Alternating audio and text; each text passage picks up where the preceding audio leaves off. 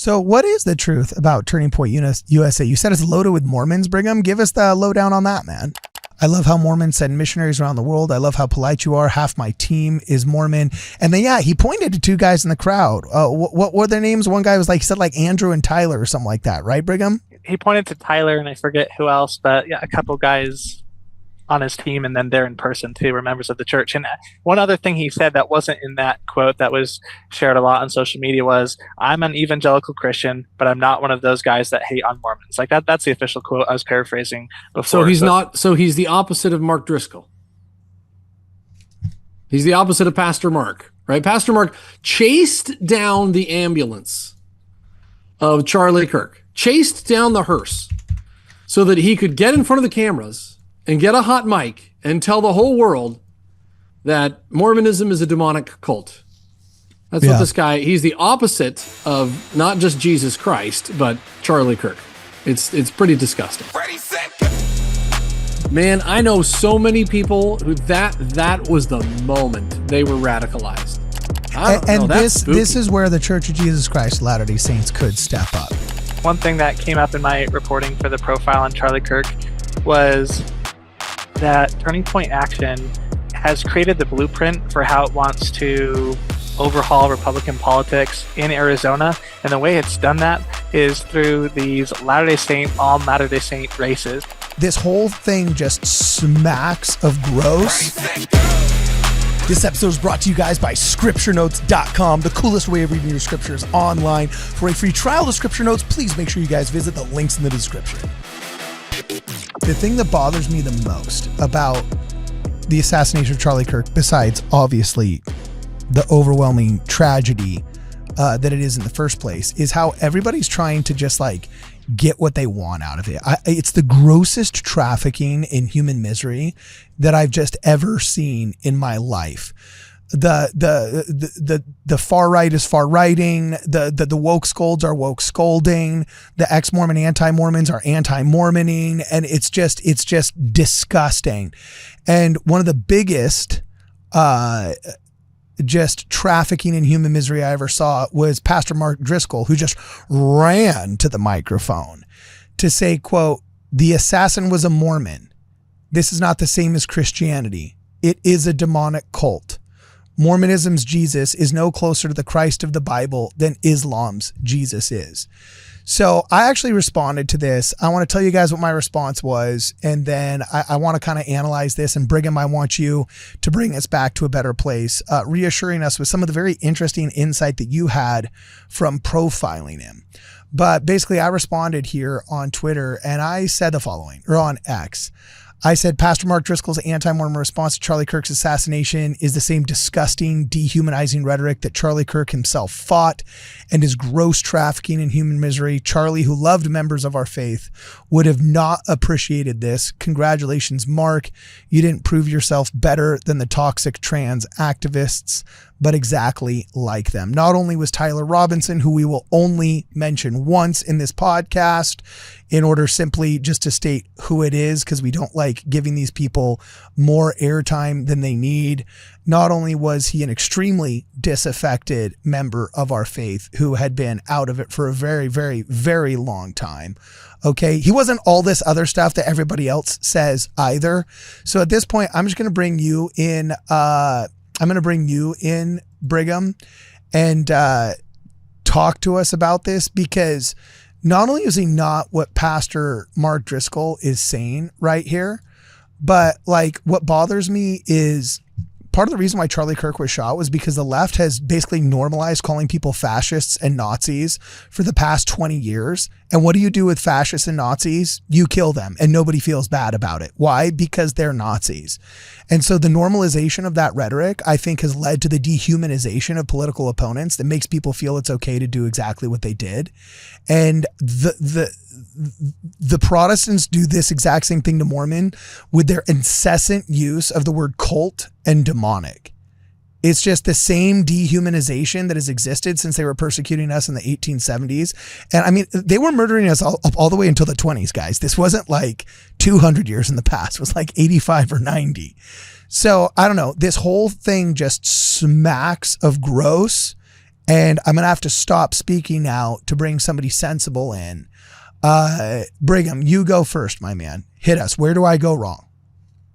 I mean, there's lots of levels of irony here. I mean, it's extremely frustrating, obviously, like as a member of the church. But moments before Charlie Kirk was assassinated, one of the final things he said was, not only do I love Mormons, half my team are Mormons, he said, I am, quote, not one of those people that hates on Mormons. And so that was one of his, final words that were as he was talking to his audience at Utah Valley University.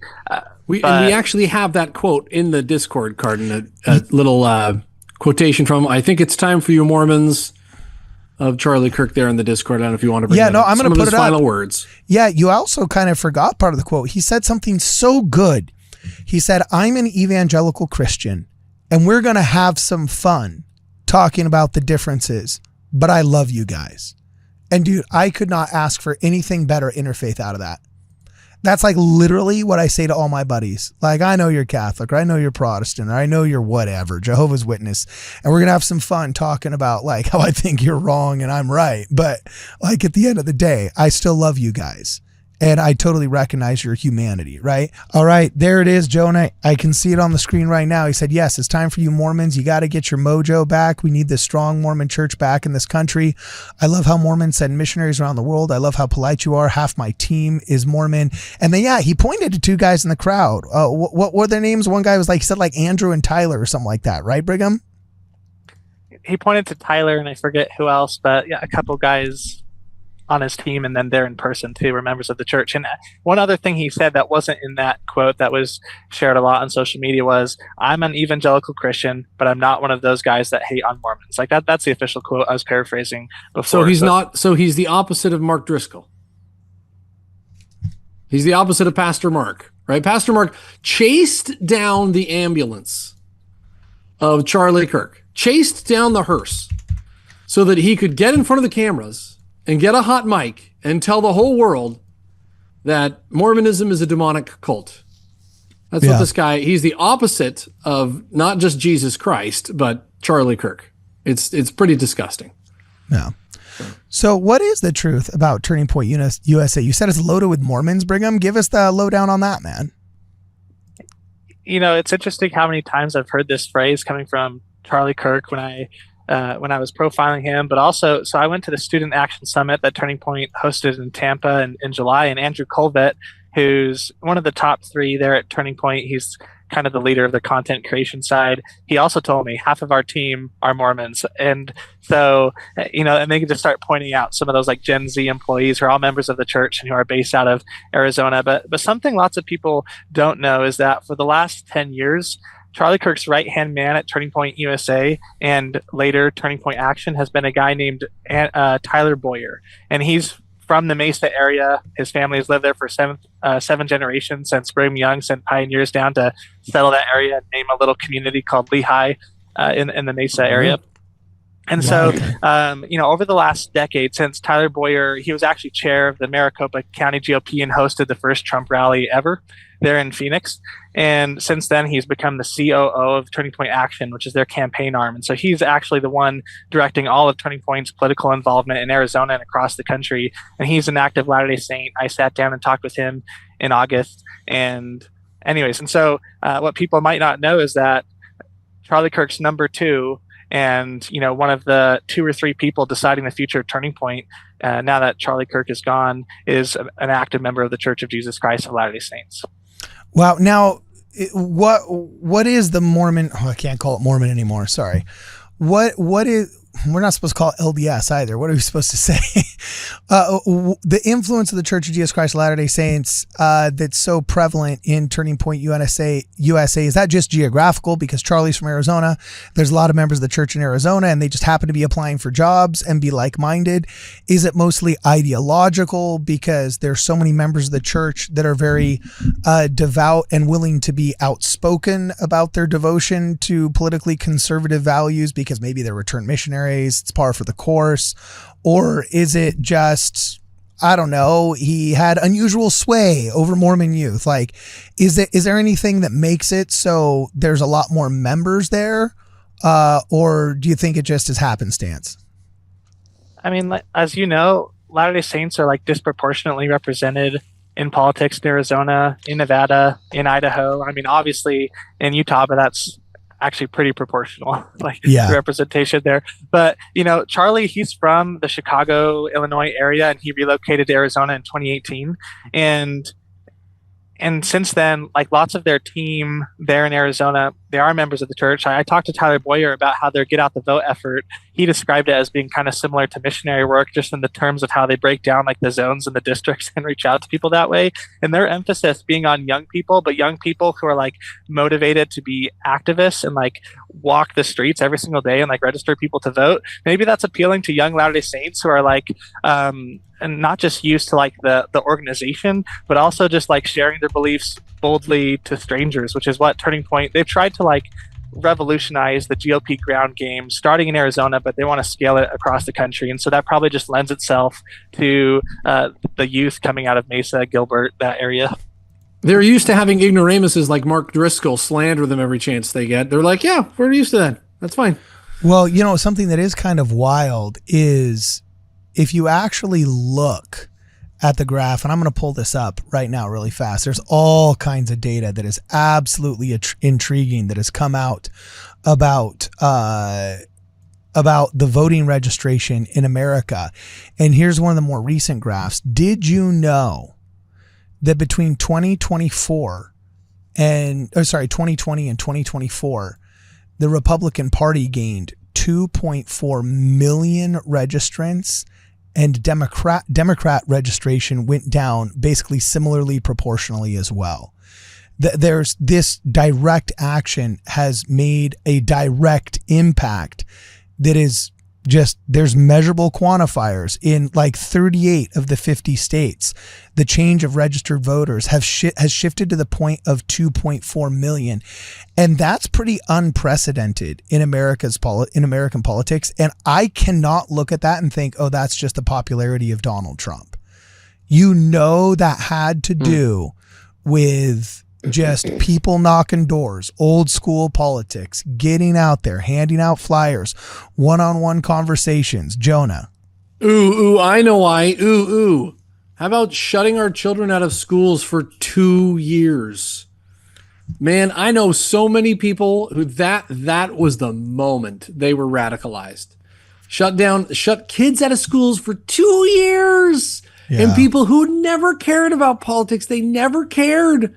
Or they were left, they said, this is way beyond. And they shifted hard. Anybody who had their children, 6 children, kicked out of schools for 2 years, you remember that. No, my wife and I used to talk about this. I remember with Barack Obama, my wife was like, we weren't supportive of Barack Obama, but really, he actually didn't affect us very much at all. And I was like, yeah, I guess you're right. It says, in the end, really had almost no effect on us whatsoever. And all this drama on Fox News about Barack Obama really didn't affect us very much. I was like, yeah, I got to admit, you're kind of right. And then the COVID lockdowns happened. That brought politics closer than anything ever has. So that's my guess as to why people shifted right, because at the right, they don't forcibly de-educate your own children. Yeah. So now there's been some pushback here. What did Jacob Hansen do? That was really interesting. There was a radio host that would always end every single show talking about how many days it had been since the planes had flown into the Twin Towers and the government had not caught Osama bin Laden. Every single show he would end and he'd say it's been 985 days since they haven't caught Osama bin Laden, right?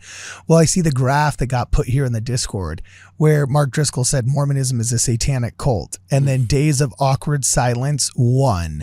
Shall we talk about it, Mark? So what did Jacob Hansen do, my man? Tell us what Jacob Hansen did. So Mark Driscoll says, I'd like to take this moment, straddles the coffin of Charlie Kirk and says, I'd like to take this moment to tell the world that Mormonism is a satanic cult, because of course this rumor that the assassin was, a devout member of the church, which is just not true. And so he says this, and Jacob Hansen responds and says, correction, ex-Mormon. Would you like to talk about it? Let's have a debate and talk about, is Mormonism a demonic cult? And he laid out that challenge. And Mark Driscoll went, yipe, yipe, yipe, yipe, yipe, yipe, under his bed, terrified of Jacob Hansen. So I thought this counter would be good to put up there, that count the number of days since ambulance chasing grifter Mark Driscoll calls us all a demonic cult, and see if he's willing to stand up. And, he's a professional. This is all he does. He's a professional, priest crafter. And Jacob Hansen is not. Jacob Hansen is a small business owner. So let's see if professional Mark Driscoll will take up little Jacob's challenge and debate him on it. Okay, awesome. So, Brigham, in all of your time, you got to jump in here, man. This is the WardRadio Wigwam. This is the worship. You got to be fighting for every second, But tell us, what were you surprised by how many members are actually part of Turning Point? Because Mark Driscoll's aside, and the haters aside, and the woke scolds aside, and the leftists aside, and all the haters aside, Charlie has inspired thousands of people to pick up a mic that were on the fence about doing it, and then inspired thousands of more that already had a microphone to turn up the volume. And I'm actually been pleasantly surprised with how many members of our church that were previously a little bit mousy about speaking out and didn't have their mojo back have suddenly found it, and I hope that it perpetuates. Do you think there's going to be a disproportionate amount of LDS influence in Turning Point USA, just as there's a disproportionate overrepresented amount of influence in Congress, amongst the number of astronauts in graduate school? We're only 1% of the population, but we're consistently 3 to 5% of the military or of the Fortune 500. Do you think that trend is going to continue in Turning Point USA? My hunch is that it will. And one thing that came up in my reporting for the profile on Charlie Kirk was that Turning Point Action has created the blueprint for how it wants to overhaul Republican politics in Arizona. And the way it's done that is through these Latter-day Saint, all Latter-day Saint races.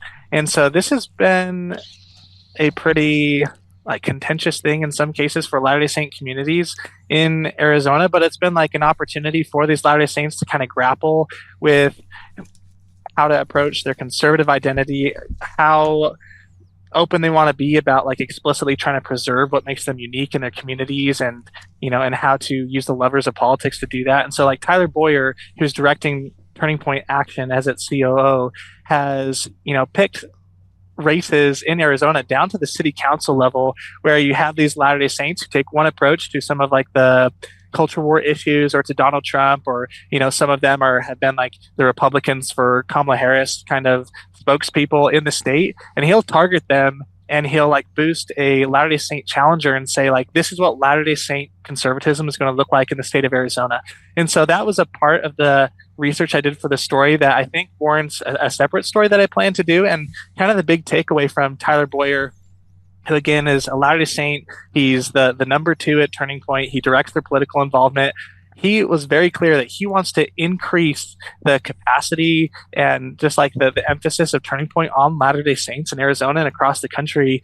And he just has this broader philosophy that he thinks that the Church of Jesus Christ of Latter-day Saints, while remaining totally politically neutral, can make itself more of a community center. Its meeting houses, more of a place for voter registration. Dude. These debates can take place. And the interesting thing was, I asked Robert Axton, who's the Utah Republican Party chair, about this, and this didn't make it into this story. I think it needs a separate one. But he told me the same thing without knowing that's what Tyler Boyer had said, that his vision for preserving what makes the state unique and just the Latter-day Saint communities across the West unique is there needs to be maybe a more aggressive, or at least a more intentional approach to politics that wears church membership on its sleeve. And lots of people feel uncomfortable with that. And so I talked to people who would consider themselves more never Trump Republicans, and this was super off-putting for them, that Turning Point Action was pitting these Latter-day Saints against each other, or kind of targeting that church membership in different ways. But, I think that's like a debate that's going to be happening more frequently in Utah, in Arizona, in Idaho in years to come. So, yeah, I'm definitely not with obviously dovetailing Turning Point USA with the Church of Jesus Christ of Latter-day Saints, because we are politically neutral, whether it's WardRadio or whether it's the Church of Jesus Christ of Latter-day Saints at large. But in terms of becoming community centers where people come physically like other churches do, like whether it's Wednesday and there's Pilates or Tuesday, I think we should have gyms and health centers in the chapels. And I think kids should be able to come and hang out after school and listen to music. And dude, if there's a voter registration drive, awesome. So be it. If there is a canned food drive for the SCV food pantry, then so be it. We used to let kind of any 501c3 use our cultural hall. And so local theater groups would come and do their theater in our cultural hall. And it very much was a community center where people of all different stripes were welcome. So I definitely don't want to turn it into a Turning Point USA, meeting hall, because I think it's actually bigger than any one organization. But the idea of it being a place where people can come for all aspects of community, including political discourse, I think is a very noble goal that I wish we would have adopted years ago. We're using our chapels less and less and less and less as the insurance adjusters crank down on what we can do more and more and more and more and more. And it's eroding our social fabric. It's not making it better. It's eroding it. I agree with both these guys. I mean, the pushback you'll hear, and I just want to get your guys' response to this from folks like former Mesa Mayor John Giles, who's a Republican, but he was also the face of Republicans for Kamala Harris, and Ruben Gallego in his Senate race in 2024. And he's kind of been pretty vocal about these issues for a while, but how he responded to this, this approach being taken by Tyler Boyer, or those words from Rob Axon, the Utah Republican Party chair, is that this will, change the perception that the church is politically neutral, that could alienate some voters and introduce some of that political polarization and toxicity into our ward family and stuff. And so currently the church, and we publish this in all our Desert News stories that have kind of that overlapping angles. The church is totally neutral on politics, and it doesn't push people to vote one way or the other. No, but hold on. This is where we are failed by our previous generations of leadership, and their social coping mechanisms are so detrimental.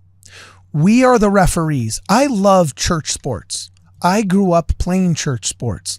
My dad was the stake athletic director, and for 13 years for 6 years ran our church stake athletic program. And we had 13 baptisms over those 6 years that he ran it, because he ran it so well and so many people came. The inactives came out of the woodwork. Guys would bring their friends to play basketball, and they'd be amazed that we would start every game with a prayer and end with a prayer. And when guys got in fights, they'd come up afterwards and say, "You know what, John, I got angry. I'm sorry. I shouldn't have." There were so many people that were just so amazed at a very, very well-run program that was free. There was a public service. That 13 people just in those 5 or 6 years got baptized. And why was it? What was my dad's secret formula? And how does this have to do with politics in the church? I'll tell you. My dad trained referees. He literally said, if your ward wants to put up a sports team, they also need to put up 2 referees, and I'm going to train them. And I'm using our church budget to hire a referee trainer from the CIF and from the NCAA that's going to come, and we're going to have a 2-day training, 2 Saturdays in a row, and you're going to learn to be a basketball ref. And as long as you have good referees, the 2 teams could play with each other, and you kept fights from breaking out. You kept abuses from happening. You kept all the negative things that make it so a sports program sucks. You kept them at bay. Unfortunately, after he left, things got out of control. It devolved into chaos. And then guess what they did? They shut the program down. Because that's the boomer coping mechanism. If you two can't play together nicely, then we're just going to take the ball away. No, that can't be the coping mechanism. You can't just say, oh, because, some people might fight and someday there might be discord, and I confuse contention with conflict everywhere, and Russell M. Nelson said to be a peacemaker, I'm uncomfortable. We're just going to shut it down. That can't be the coping mechanism. Just train better referees. Train better referees. So there's a way to make the chapel a community center where open political discourse and education is available and acceptable and robust. Just make sure that you have good referees. There's talented guys in every ward that know how to handle difficult situations and talking points. So call them, have them do it. There's athletic guys that love to be referees. Don't just shut the whole stake athletic program down. Hire those guys to be the referees. Like this coping mechanism of getting rid of it if there's any kind of conflict, it's ruining our church culture. It's ruining it. So I'll add an apocryphal story here because I don't have the reference for this just at the tip of my tongue. But Italy is an ancient nation, is one of the only contiguous nations that has survived from antiquity all the way to today. Okay. And there are some counties in Italy that were economically just not doing as well as others. There's a stark contrast between the prosperity and the relative wealth and productivity of one county compared to a neighboring county. And these economists went and looked at this and they said, why is this happening? It's the same people, right? Like, what is it that's breaking down? And they tried all these variables. It was a long study over several years. And eventually they said, what we notice is that in all the villages and counties and places where they get this uptick in economic prosperity, there's one thing that they seem to all be doing that all the other ones aren't. And you'll never guess what it is. It was choirs. They had choirs. Really? And the economists said, they all have choirs, and that makes their economy better. Why? Well, because the people know each other. The community is so isolated that when they get together and they have a choir with each other, they meet a handyman who can work on their house or a mechanic who can work on their car, or maybe a guy they'd like to do business with, and maybe somebody wants to take out a loan, and they know each other. And so the trust level goes up in the community. So when somebody needs capital or needs a credit to pay back a loan or pay a bill or whatever, that all exists. And so money flows much more easily, much faster, and it made their economy richer. And so they said, okay, let's see if this works. So right now they're experimenting by setting up choirs, community choirs in these other villages, in these other counties, to see if it will spur economic growth. You've literally explained. Fascinating. Remember when I started the Discord? Oh, yeah. Yeah. Right. Do you remember when I started the Discord? I literally said, I don't know why, but I feel so compelled because there is community. And that's absolutely what we need. And now people are getting married and baptized off the Discord. Yes. And it's just like, it's the disconnect. See, people look at the public figures. They look at the screen, all the stuff that's up there in the shiny screen or down there in the shiny screen. And it's like reality TV to them. So when they don't get the actual, the real problem, the crazies on the right and the crazies on the left, the thing they all have in common is they lose touch with reality. They lose touch with their neighbor. You need to go join a bowling team or go to a soccer game or join a choir or just talk to the people around you. Get off your phone.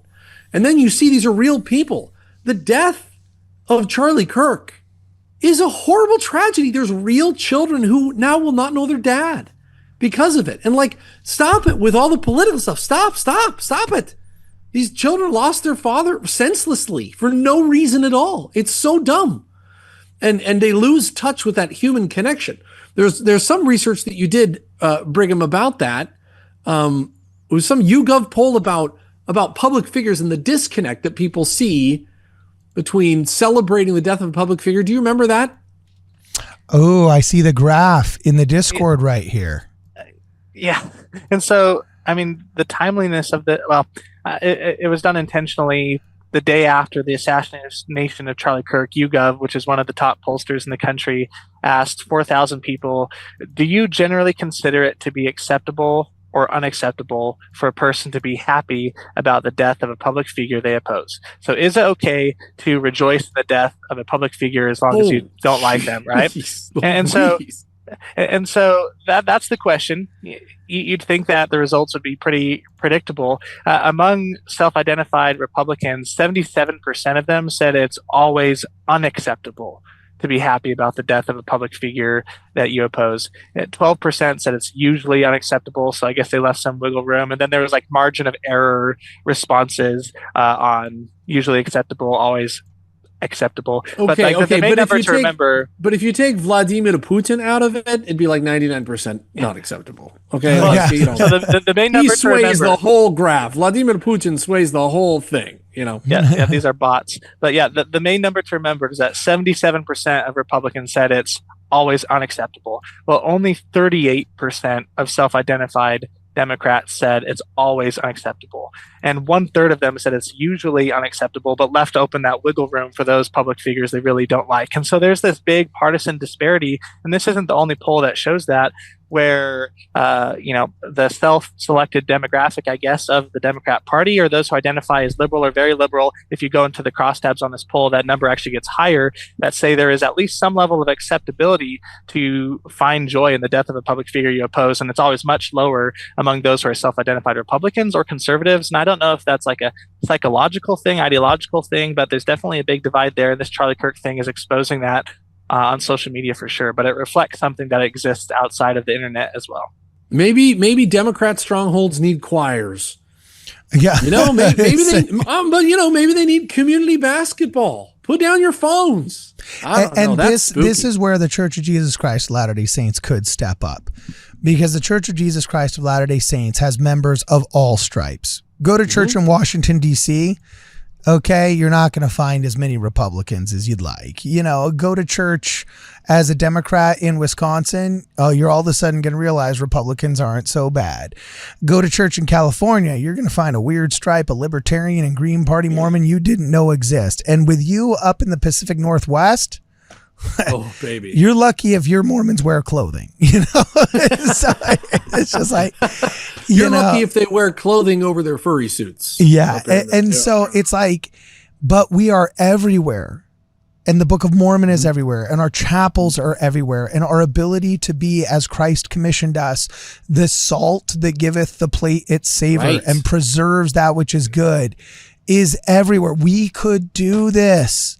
We are uniquely poised to do this. We have the infrastructure for this. We have the ethos. We have the time, the talents, the tools, the background, the precedent. We have this. We got to do this. And if we don't, guess who does? If we don't step up, guess who absolutely does? Our boy, Mark Driscoll. Ugh. The Mark Driscolls of this world will establish the narrative if we don't. So, it's disheartening to see that there's some people that self-identify of a certain political persuasion in this country as being okay with political violence. And we can't jail them, we can't imprison them, but we can hopefully influence them persuasively, as Charlie Kirk did. Just, I don't know. Now, actually, I was going to say now I don't know. Maybe we can't do the whole go to college campuses thing. I don't know. Well, I saw an interesting post that said the only debate Charlie Kirk ever lost. Did you see this? You know what? I might go find it because it's such a good thing to. You mean play. Like he actually lost symbolically, or somebody actually stumped him and he admitted it? What do you mean? Well, I think that it could be that, here it is, Turning Point USA, which I don't, to be honest, I actually don't know that much about. Yeah. But I'll put it in the Discord right here. This is the only debate that Charlie Kirk lost. And I think that actually this is going to seem like it's not super relevant and that it's a little bit superficial. I actually think this is kind of the heart of the matter. So if you'll play, here it is, pancakes or waffles. Here we go. Go ahead. So here she goes, and there's no sound on it. I got to turn the sound on. Hold on a second. It's amateur hour here in Ward Radio. Pancakes or waffles? Oh, pancakes all day. No. 100%. No. I think waffles get so soggy so quickly. What does a pancake have to offer? Taste, texture, They taste the beauty. same. No, they're not The taste squares. the same. No. Is there anything more beautiful than just a stack of pancakes on a Saturday morning? A stack of waffles. No, see, first of all, they don't stack well. They're kind of like always piled. You ever see that? They just They're pile. more flat. They're squared. No. And then secondly, I don't know, it's too much crunch. It's just, if I wanted that, I would just have a bag of trail mix. Trail mix compared to waffles? Yes. That's absurd. It's about the same level. No. Are you a Waffle House person? I live in California. There's. Okay. But Yeah, you go, I've been girl. A couple times, yeah. So Yeah, stay away from Waffle House. But like waffles versus trail mix, that's like zebra.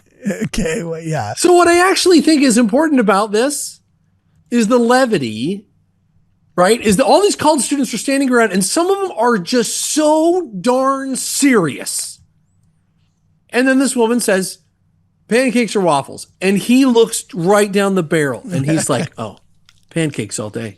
I mean, how could you ever think waffles? And it's this great interaction. It's just like, hey guys, we're just talking. We're all just talking. At the end of the day, you go home to your family and you kiss your kids and you worship God. Like, I know politics can be important and stuff. I'm very apolitical. I think politics are the Antichrist. And I love this clip because Charlie Kirk is like, hey, come on, let's laugh a little bit. There's people in that audience who are seething with rage at Charlie Kirk at that very moment. And this girl comes up and says, hey, pancakes or waffles? And I like that levity. And I think that actually is the heart of the issue, is that hyper-politicization, hyper-partisan, hyper-polarization drives people to these dehumanized extremes, to view the other side as an other.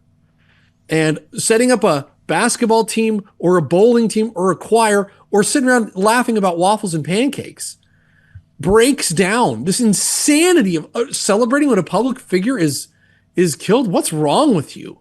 We don't have pubs in America. Maybe we should get pubs, right? Like they have in Britain. Choirs and pubs. Is that what you're advocating for? So Delicious. Yeah. So Delicious should open like a soda bar. We can just go out. We can just hang out with people in our community, and remember that we're all humans at the end of the day. After every political party and after the United States of America, after every border and every nation and every government on earth has turned to dust. Yeah. We will still be brothers and sisters and children of God. So chill out. I mean, just to tie this back to, this news cycle that we're in, I think one reason why it was so shocking and so discouraging and just, I think, stunned so many Utahns is that Utah is known for having a certain kind of community, and just in terms of the data and the statistics, like we rank number one in terms of social capital, which is the social fabric or networks that we're talking about on every single metric, in terms of neighborly service, two-parent households, volunteer service, charitable giving. I already mentioned that. Religiosity, like religious attendance, we rank number one in the country. So on all these metrics, we're like number one. And so it's like, if it can happen here, it can happen anywhere. And so I was at this event on Friday, and I was talking to some folks about this. And I mean, I don't know what y'all think of Patrick Mason. I mean, I'm reading his book. I'm reading his book about violence against Mormons in the South. Okay. He wrote a book called Planted that I'm reading. The tone of that one is kind of a little bit just like didn't he accidentally do an anti-Mormon podcast? Yeah, he did. He's the type of liberal that seems like he's exploited by woke pretty easily and doesn't quite realize it.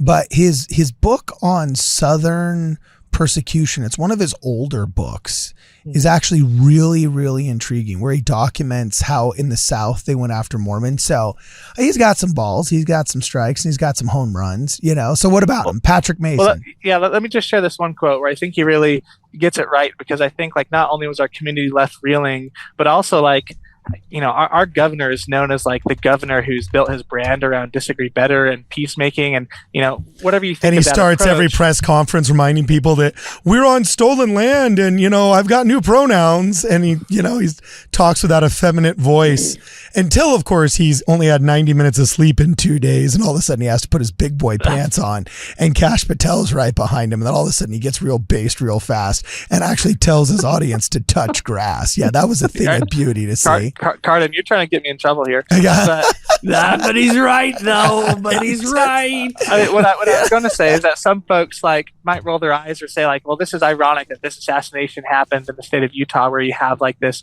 emphasis. I mean, at the same time, it's giving Utah an opportunity to, maybe spread that message or showcase what it could look like. So anyways, this is what Patrick Mason said to me on Friday, and I think he gets it right. He said, no community anywhere in the United States is immune from the forces of polarization. The question is not immunity, but resilience. Can we actually respond to when the virus of hate comes into our community? Can we produce enough antibodies in order to overtake it? And so, hopefully that's what we're doing here today. I don't know. But I think that's a good way to frame it, because it's not like all hope is lost when you have a place like Utah, where we have the strongest community in the U.S. and one of the most unique communities in the world.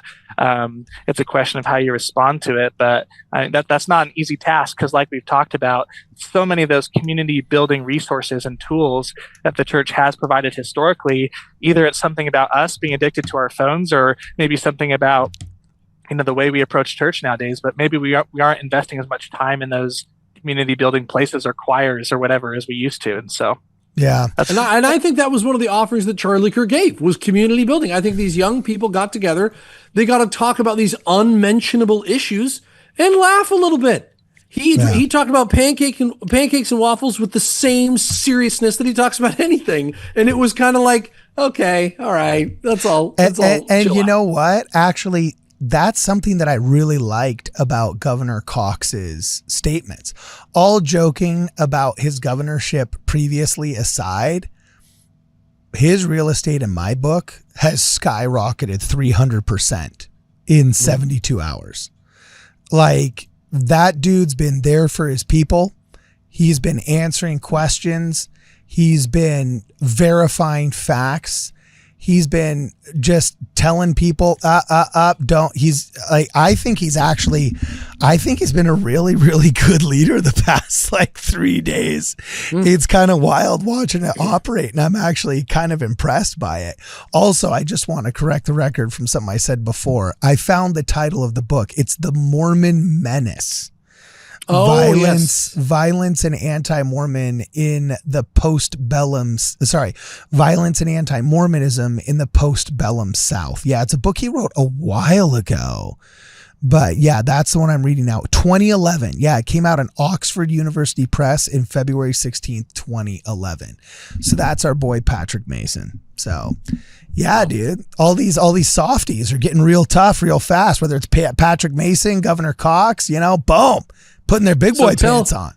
So tell your contacts at Turning Point USA, Brigham, that we need basketball teams and choirs, community basketball teams. Yeah, bro. Awesome. So anything else to say before we go? Do we miss anything, Brigham? Did we miss anything? I think we covered it all. I mean, I think we need another show to reflect on this in a few weeks. I feel like we're still processing it all, honestly. It's been a tough week, but as Charlie showed us, you can keep the levity and focus on the issues. And so I think he kind of modeled some of that resilience in his way of approaching discourse, but still there's a lot to reflect on, I think, from how this has affected Utah over the last couple days. Yeah. And at the end of the day, Charlie and his wife know that because of the sacrifice of Jesus Christ, because he conquered death, he'll be able to see his family again. And in the end, all of our petty squabbles will seem so small if we're just good and loving and kind to each other. Don't celebrate when people get killed. Be kind and understanding, especially to those members of your ward who might be confused about politics. Be kind and be gentle. And in the end, Jesus Christ can right every wrong. So, yeah, rock on. Here, and amen, my man. So Brigham, Thanks for hanging out with us. Where can people find you, bro? If they want to read more of your stuff and get in contact with you or just follow you, man. What's the silver bullet to becoming a Brigham Tomcat? Ooh, we got to call you Tomcat, bro. Tomcat. Yeah, that's a good one. So Brigham Tomcat, where can people find you? So there are 2 Brigham Tomcos in the world. One is me and one is my uncle. So just make sure that you're finding the right Brigham Tomco. I'm at Deseret News, and then you can follow me at Brigham Tomco on X. And yeah, send me an email, btomco@deseret.com, if you have a story pitch or if you want to give me feedback on one of my stories. Keep it civil and I'll respond to you. And I think that we can, increase trust in Utah media and Deseret News one story at a time.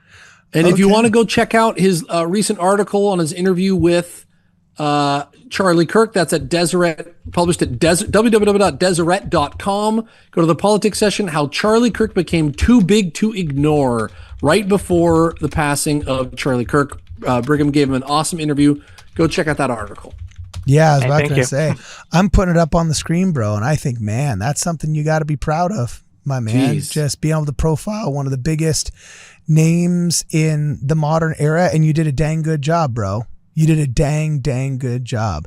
So, P.S. Great profile pic, bro. You look good with long hair, though. See, you're all short hair here. You're all short hair here. I got your Deseret News picture. I'm going to put it up on the screen right here. You're all short haired right here. Audience can see it. But then in real life, say something so you're back on the screen.